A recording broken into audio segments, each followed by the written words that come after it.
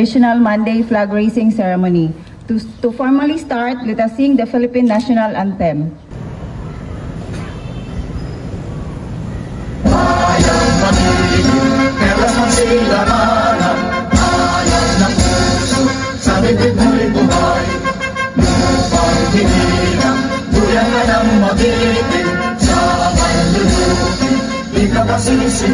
Sa dagat at bundok, sa simula, sa langit mong bumaw, ay dilatang tulad at awis ang paglayang minamahal.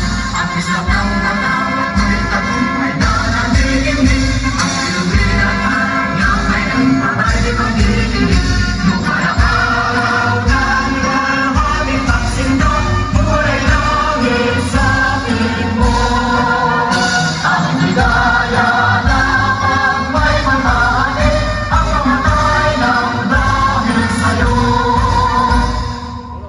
Reverend Dr. Jonathan E. Apari to lead the invocation. May buntag ka natong tanan, ang basahon diri sa PNP Gospel, ari na daw pagkakuhaon, the book of Isaiah, chapter 55.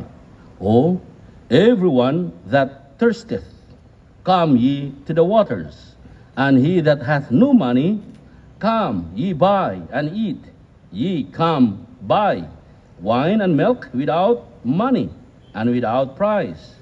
Incline your ear and come unto me, hear, and your soul shall live, and I will make an everlasting covenant with you, even the sure mercies of David.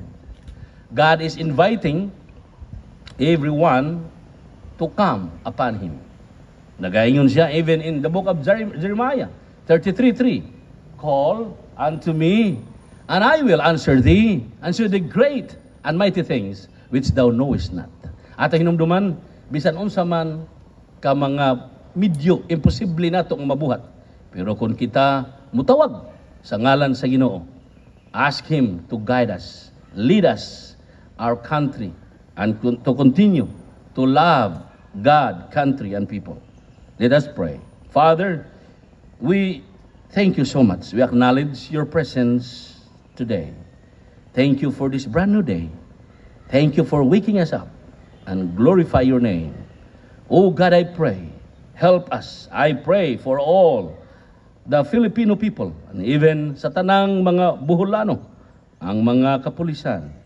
Pinagi sa among pinalanggang Provincial Director, Police Colonel Patricio Digay Jr. I pray, Father, bless us, O God, even sa among gobernador, Honorable Enrico Amintado.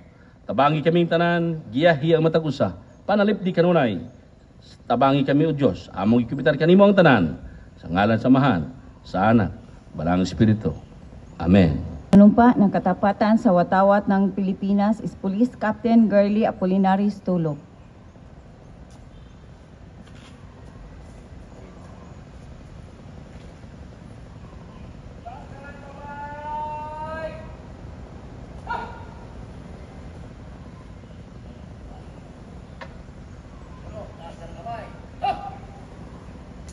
Sabay-sabay nating bigkasin ang panunumpa ng katapatan ng sawatawat ng Pilipinas.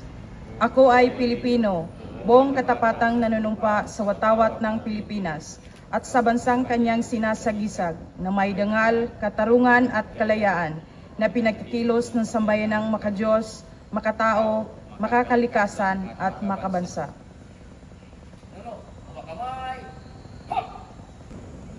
Ngayon ay sabay-sabay nating awitin ang himno ng Bagong Pilipinas at bigkasin ang panata sa Bagong Pilipinas and Police Officers Pledge.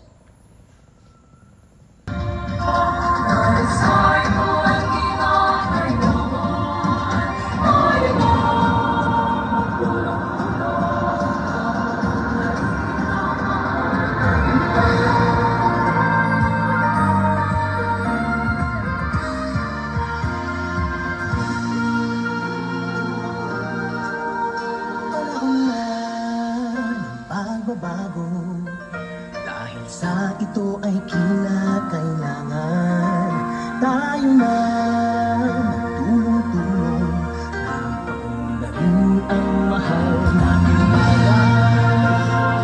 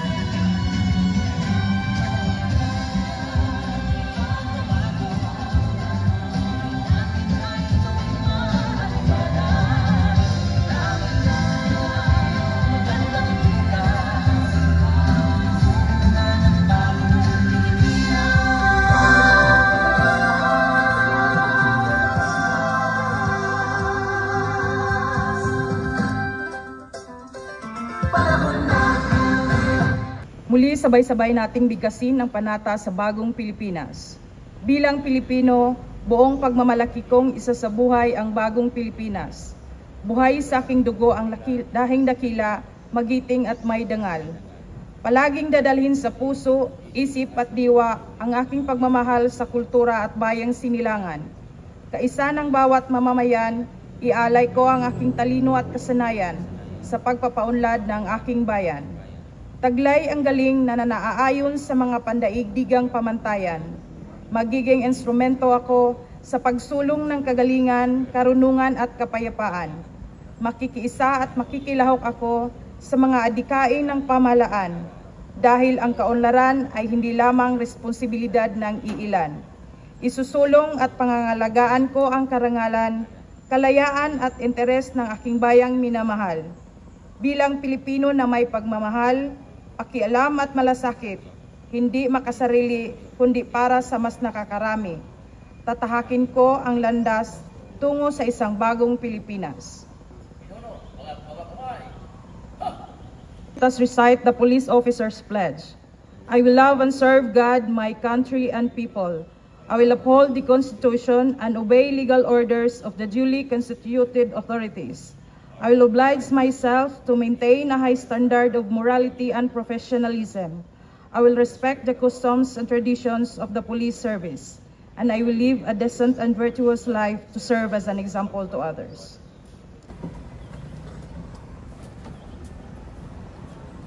We now come to the presentation of awards to deserving PNP personnel for their exemplary accomplishments. To present the awards is our Provincial Director, Police Colonel Patricio Cambulo Dega Jr., to be assisted by the staff officers. Commendation dated October 16, 2025 is awarded to the top performing municipal police station on operational accomplishments covering the period of October 6 to 12, 2025. Top 1 is awarded to Talibon Municipal Police Station. To receive is Police Major Rumal Tupala Basbas.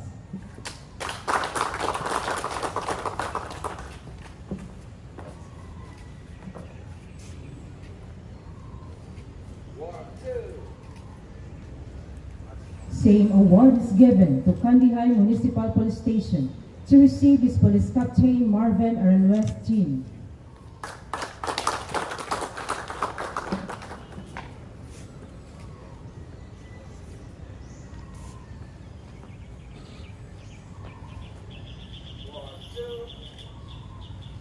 Same award is given to Loon Municipal Police Station.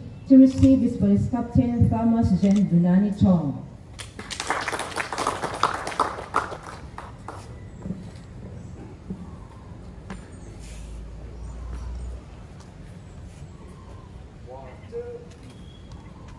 Class C category, top 1 is awarded to Pilar Municipal Police Station. To receive is Police Lieutenant Rogelio Ayuban Baluran.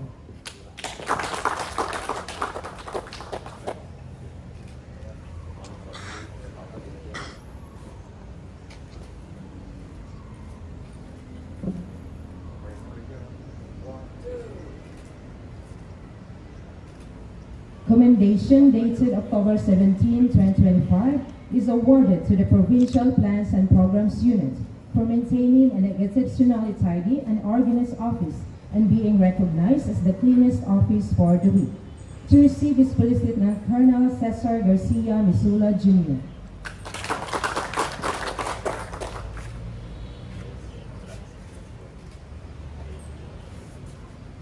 He will also receive a cash prize of 500 pesos.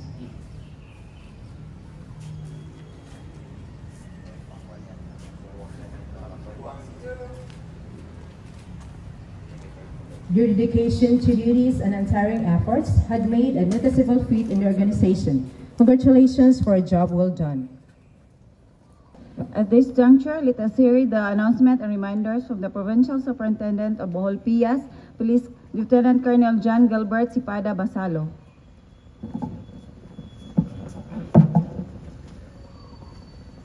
Good morning to all of us. Yes, reminders taken from Section 5D of Republic Act 6713. Prompt attention to complaints. Prompt attention to complaints from citizens is a cornerstone of trust between the police and the community. Every complaint, no matter how small, deserves to be heard with respect, empathy, and urgency. When citizens reach out, they place their faith in the police to act fairly and swiftly. Delayed or indifferent responses to include tendency to pass to other offices, the complaint weakens public confidence and undermine the very mission of the service. Excellence in policing means being attentive, responsive, and accountable. Listening carefully, documenting accurately, and taking immediate lawful action reflect professionalism and compassion. Each complaint is not a burden, but an opportunity to serve, to correct, and to strengthen relationships with the public. As police officers, let us be reminded that justice delayed is justice denied. A single prompt and sincere response can restore trust and save lives. Let us serve with attentiveness and heart. The community's peace and confidence depend on your timely action and genuine concerns. Once again, thank you and good morning. And now, let us hear a message from our Provincial Director, Police Colonel Patricio Cambolo Degay Jr.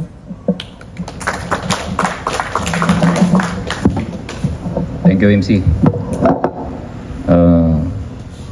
To DPDA, Police Lieutenant Colonel Bonilla, to DPDO, Police Lieutenant Colonel Alarcon, to our pastor, good morning, Mayong Buntag, welcome back. And to all officers, men in uniform, dito sa Bohol Police Provincial Office, Mayong Buntag sa tanan.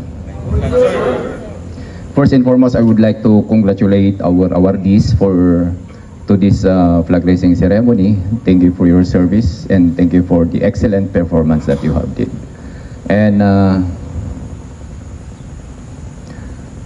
let us, I will officially welcome our newly assigned officers here in Bohol Police Provincial Office, no other than Police Lieutenant Colonel Alarcon. Welcome po. He will be our DPDO. Kung sino pa yung hindi nakakakilala dyan, we have Police Lieutenant Colonel Alarcon. And likewise, we have also newly assigned Police Lieutenant Colonel in the person of Police Lieutenant Colonel Chuck Barandog. Welcome. Welcome to Team BPPO.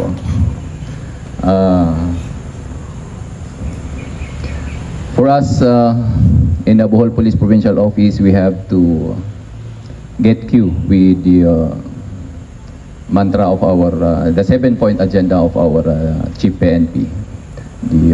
And likewise, the mantra of our Regional Director, the enhanced police presence, plus quick reaction time, plus go against with the criminal gangs, private armed groups, in order to have safe Region 7 and likewise safe Region Bohol Police Provincial Office. So let us continue reviewing or internalizing the 7-point agenda of our Chief PNP and also the mantra of our RD, no other than Police Brigadier General Rodrigo Atienza Maranan. And that will be all, and mayong buntag sa tanan, and thank you. With pride, the PNP lingkod ng bayan.